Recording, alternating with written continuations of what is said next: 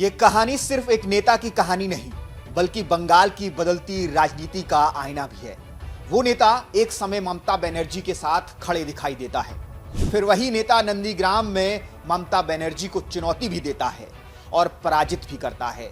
उनके सफर में आंदोलन का जोश है, संगठन की ताकत है, दल बदल की रणनीति है और सत्ता की सीधी लड़ाई भी। शायद यही वजह है कि बंगाल की राजनीति में उसे कई लोग गेम चेंजर के रूप में देखते हैं, तो कुछ लोग उन्हें जाइंट किलर के रूप में देखते हैं। चाहे 34 साल पुराना सीपीआईएम का किला हो या 15 साल पुराना ममता बनर्जी तृणमूल का किला, हर किले को भेदना इस नेता को बखूबी आता है।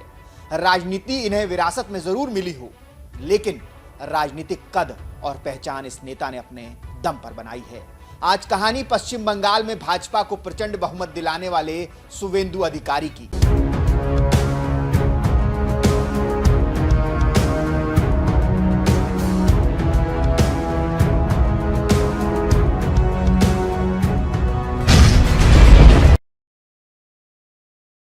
नमस्कार, आपका स्वागत है द लोकसभा की खास पेशकश सियासी किस्सा में।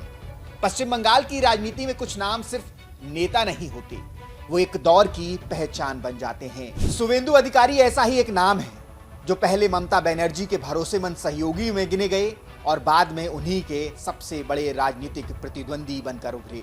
उनकी कहानी में छात्र राजनीति है, जन आंदोलन है और सत्ता की सीढ़ियां हैं, बगावत है और विवादों का लंबा सिलसिला भी है। और इस पूरी कहानी का सबसे बड़ा मंच बना नंदीग्राम। शुवेंदु अधिकारी का राजनीतिक आधार पूर्व मेदिनीपुर क्षेत्र में रहा है और उन्हें एक राजनीतिक परिवार से आने वाला नेता माना जाता है। रिपोर्ट्स के मुताबिक छात्र जीवन से ही उनकी राजनीति में सक्रियता शुरू हो गई थी और यही बताया जाता है कि 1989 में वो छात्र परिषद के प्रतिनिधि चुने गए और बाद में कांथी पीके कॉलेज से स्नातक की पढ़ाई पूरी की। यहीं से उनकी पहचान सिर्फ एक कार्यकर्ता की नहीं, बल्कि जमीनी संगठन खड़ा करने वाले युवा नेता की बनने लगी।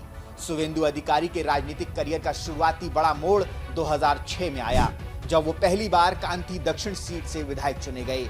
उसी दौर में वो कांथी नगर पालिका के चेयरमैन भी बने, जिससे प्रशासनिक और राजनीतिक दोनों स्तरों पर उनकी पकड़ मजबूत हुई। ये वो समय था जब बंगाल की राजनीति में क्षेत्रीय नेतृत्व की अहमियत तेजी से बढ़ रही थी और शुवेंदु अधिकारी पूर्व मेदिनीपुर में एक असरदार चेहरा बनते जा रहे थे। अगर शुवेंदु अधिकारी के राजनीतिक जीवन में एक ऐसा अध्याय चुना जाए जिसने उन्हें पूरे राज्य में पहचान दिलाई, तो वो 2007 का नंदीग्राम और सिंगूर आंदोलन था। जी हाँ, भूमि अधिग्रहण के खिलाफ हुए इस आंदोलन ने बंगाल की राजनीति को झकझोर दिया और शुवेंदु अधिकारी को आंदोलनकारी नेतृत्व की अग्रिम पंक्ति में लाकर खड़ा कर दिया। नंदीग्राम ने उन्हें सिर्फ क्षेत्रीय नेता नहीं रहने दिया, बल्कि ममता बनर्जी के संघर्षशील राजनीतिक खेमे का एक अहम चेहरा बना दिया। यहीं से उनकी छवि एक ऐसे नेता के रूप में बनी जो सड़कों पर लड़ सकता है, संगठन खड़ा कर सकता है और भीड़ को राजनीतिक ताकत में बदल सकता है। 2011 में जब तृणमूल कांग्रेस ने पश्चिम बंगाल में ऐतिहासिक जीत दर्ज की, तब शुवेंदु अधिकारी को उस उभार के महत्वपूर्ण चेहरों में गिना गया। नंदीग्राम आंदोलन के बाद उनकी राजनीतिक विश्वसनीयता बढ़ी और ममता बनर्जी के साथ उनका समीकरण और मजबूत माना गया। आने वाले वर्षों में वो खासकर नंदीग्राम पूर्व और मेदिनीपुर क्षेत्र में जनाधार वाले नेता के रूप में स्थापित हुए। बंगाल की राजनीति पर नजर रखने वाले कई विश्लेषणों में उन्हें ऐसा नेता बताया गया जिसकी ताकत सिर्फ पार्टी पद से नहीं, बल्कि स्थानीय प्रभाव और संगठन क्षमता से आती है। और यही वजह है कि बंगाल में उन्हें जो है जमीन से जुड़ा हुआ नेता, धरती पुत्र भी कहा जाता है। लेकिन राजनीति में स्थायी दोस्ती से ज्यादा स्थायी महत्वाकांक्षा होती है और शुवेंदु अधिकारी की कहानी में ये मोड़ दिसंबर 2020 में आया। रिपोर्ट्स के मुताबिक उन्होंने तृणमूल कांग्रेस छोड़ दी और दिसंबर 2020 में भारतीय जनता पार्टी का दामन थाम लिया। उनके इस फैसले को बंगाल की राजनीति की सबसे बड़ी बगावतों में से एक माना गया, क्योंकि टीएमसी को बड़ा राजनीतिक झटका लगा और बीजेपी को राज्य में एक बड़ा मजबूत क्षेत्रीय चेहरा मिल गया। कुछ रिपोर्ट्स में यह भी कहा गया कि पार्टी के भीतर मतभेद, भूमिका को लेकर असंतोष और भ्रष्टाचार से जुड़े आरोपों की पृष्ठभूमि में ये दूरी बढ़ती गई। कहा तो यह भी जाता है कि शुवेंदु अधिकारी को ममता बनर्जी के भतीजे अभिषेक बनर्जी के दखल अंदाजी से दिक्कत होने लगी थी। यहीं से शुवेंदु अधिकारी की नई पहचान बनी, पूर्व सहयोगी से सबसे आक्रामक विरोधी तक की पहचान। जी हां, कभी ममता बनर्जी के सिप्पे सलार हुआ करते थे शुवेंदु अधिकारी, और बाद में जब उन्होंने पार्टी छोड़ी तो उनके धूर कट्टर विरोधी बन गए। फिर आया साल 2021 का पश्चिम बंगाल विधानसभा चुनाव और उसके केंद्र में था नंदीग्राम। 18 जनवरी 2021 को ममता बनर्जी ने नंदीग्राम से चुनाव लड़ने का ऐलान किया और इसी के साथ ये सीट पूरे देश की सबसे चर्चित चुनावी लड़ाइयों में बदल गई। शुवेंदु अधिकारी ने इस चुनौती को सिर्फ चुनाव नहीं, प्रतिष्ठा की लड़ाई बना दिया। आपको बता दें कि जानकारी के अनुसार उन्होंने कहा था कि अगर वो ममता बनर्जी को कम से कम 50,000 वोटों से नहीं हरा पाए तो राजनीति छोड़ देंगे। आखिरकार नंदीग्राम सीट पर शुवेंदु अधिकारी ने ममता बनर्जी को हराया। भले ही जीत का मार्जिन कम था, लेकिन हार तो हार ही होती है और ये जीत उन्हें राष्ट्रीय राजनीति की सुर्खियों में ले आई।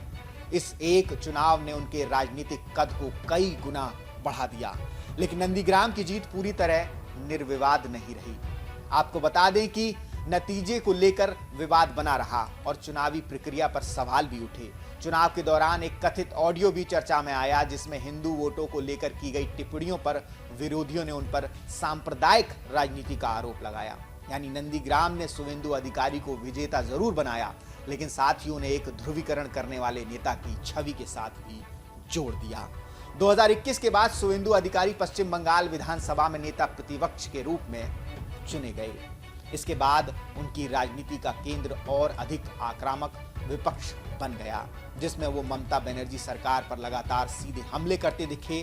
बंगाल बीजेपी में उन्हें एक मजबूत चेहरे और संभावित मुख्यमंत्री दावेदार के रूप में भी चर्चा मिली। उनकी शैली अब संघर्षशील क्षेत्रीय नेता से बदलकर राज्यव्यापी सत्ता विरोधी चेहरे की हो गई थी। शुवेंदु अधिकारी का राजनीतिक सफर जितना तेज रहा, उतना ही विवादों से भरा भी रहा। नवंबर 2024 में उनके एक भाषण को लेकर टीएमसी ने चुनाव आयोग से शिकायत की और आरोप लगाया कि उनके बयान में नफरत फैलाने वाली भाषा तथा आचार संहिता उल्लंघन के तत्व थे।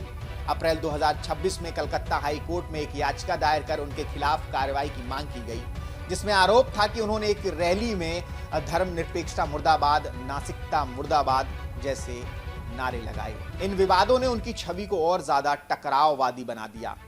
जहां समर्थक उन्हें बेबाक नेता मानते हैं और विरोधी उन पर विभाजनकारी राजनीति का आरोप लगाते हैं, सवाल ये नहीं है कि शुवेंदु अधिकारी बड़े नेता हैं या नहीं हैं। सवाल ये है कि क्या वो बंगाल की राजनीति का अगला निर्णायक अध्याय लिख पाएंगे। इतिहास इतना जरूर कहता है कि नंदीग्राम ने उनके राजनीतिक कद को नई ऊंचाइयां दी और उसी नंदीग्राम ने उनके नाम के साथ विवाद, महत्वाकांक्षा और टकराव तीनों को स्थायी रूप से जोड़ दिया।